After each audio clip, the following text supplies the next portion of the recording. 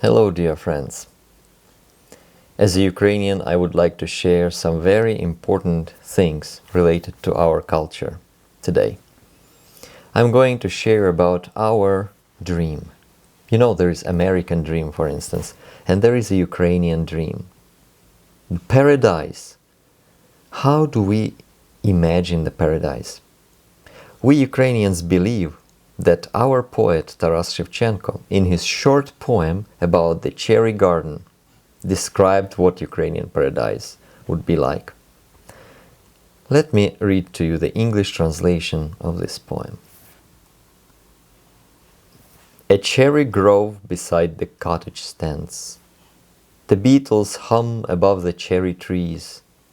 The ploughmen homeward plod in spent unease. Young women likewise come in singing bands, and mothers wait them all with food to please. The family beside the cottage eats. The evening star is rising in the sky. The daughter helps the supper tasks to ply.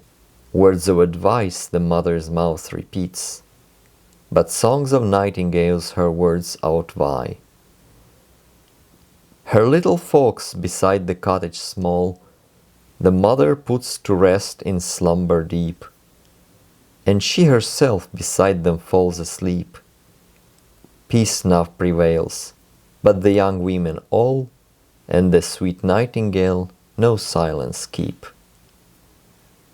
As always, translation is probably poorer than the original. As you can see on the screen right now, the original is very short, while the translation is long. That always happens with almost all the poetic translations that I saw in my life. I always see that they are longer. That's what happened to me when I translated poetry. I always have to do it longer. But as we see, and we follow the screen right now, you see the meanings are the same, but see, if you want to hear how it sounds in Ukrainian and follow the English translation, you can do it now. It's like music. Вечір. Садок вишневий коло хати, хрощі над вишнями гудуть, плугатарі з плугами йдуть, співають ідучі дівчата, а матері вечерять ждуть.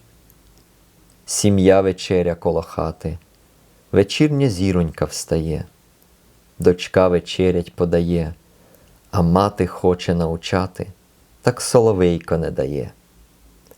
Поклала мати коло хати маленьких діточок своїх, сама заснула коло їх. Затихло все, тільки дівчата та соловейко не затих. So this is what our paradise looks like. And unfortunately, Shevchenko himself didn't experience this paradise. And of course, war and other problems in the country, they don't let people to enjoy this kind of paradise. But it is a dream. It is a good dream. I think it is wrong to portray Shevchenko as a saint or as a great believer. He did have his rebellions against God. Yet it is also wrong to show Shevchenko as an atheist or as someone who is like anti-Christian. Well, I want to share with you a couple of poems where I believe he shows to us some of the morals that for Christians are very good and that show his heart, that his heart actually was closer to belief in God and to love. And that was actually what motivated him. But the very hard life of his people is what made him disappointed many times. So the poem that you see right now on the screen is a very short poem.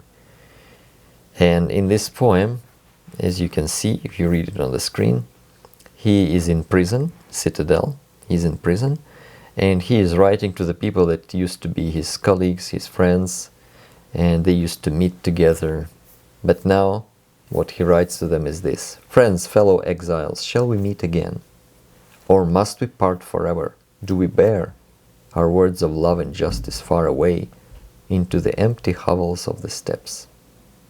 Let it be so. Exile is not our mother, yet we all surely fated to respect her. Such is the will of God. Be reconciled. Humble yourselves, pray gratefully to God. Remember one another, love Ukraine, love her, and in these her direst times, in this her last and most distressful moment, lift your hands up to God in fervent prayer. Shevchenko is calling his readers to pray for Ukraine fervently.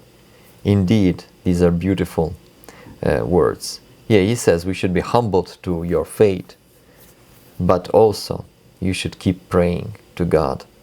Молитесь Богу, pray to God. And here he says, свою Україну любіть.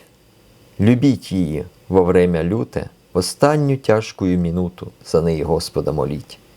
Love your Ukraine, love her in the hard time, in the fierce time, in the last hard moment. Pray God for her, for Ukraine. You know, Ukraine in Ukrainian language ends with a and is a feminine word. She, Ukraina, вона, she. And finally, I wanted to share a little quote from the poem called Marina. In this poem, I think Shevchenko really lets us see his heart and see why he was writing his poetry and how it resonates with God's heart. As a dark raven in its flight foretells a storm to man, so do I write of tears, and storms of sorrow and those useless bastards, about whose fate no person cares a whit. I tell of them and weep, for I feel pity for such as they. Dear God, grant to my words the blessed power to pierce the human heart, and instigate the flow of human tears, that pity may envelop all their souls, and gentle sorrow stoop upon their eyes, that they may feel true mercy for my maids, and learn to walk the paths of righteousness, loving their blessed Lord with charity for all their human kinfolk. Well, here it's just the cry of Shevchenko's heart. It's a cry of his heart.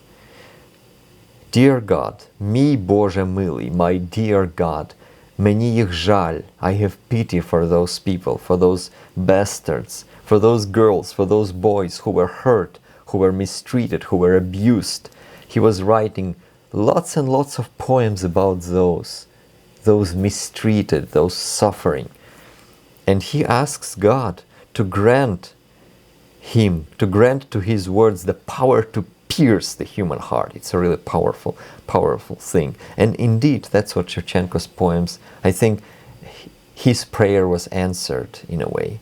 That's what he does. He shares people's suffering. He says, nobody cares for my bastards, but I do care for those,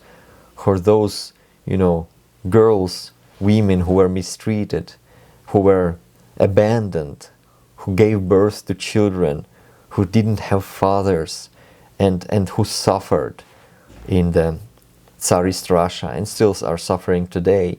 And so he says that why I'm writing the poetry is so that people may feel true mercy. They may feel true mercy. Щоб милость душу осінила. So that mercy may overwhelm the souls of those who read or who hear his poetry. And so that people may learn, щоб навчились, that people may learn to walk in good ways, путями добрими ходить, святого Господа любить, to love the Holy Lord, і брата миловать, and to have mercy for brothers, to love other people. That's, I think, a great expression of a poet's heart. And I really appreciate it and wanted to share it with you today. So, this is what Shevchenko's Paradise was. A family, relationship, birds singing, cherry orchard, and this is what his motivation for writing is, to share the suffering. May God bless you all.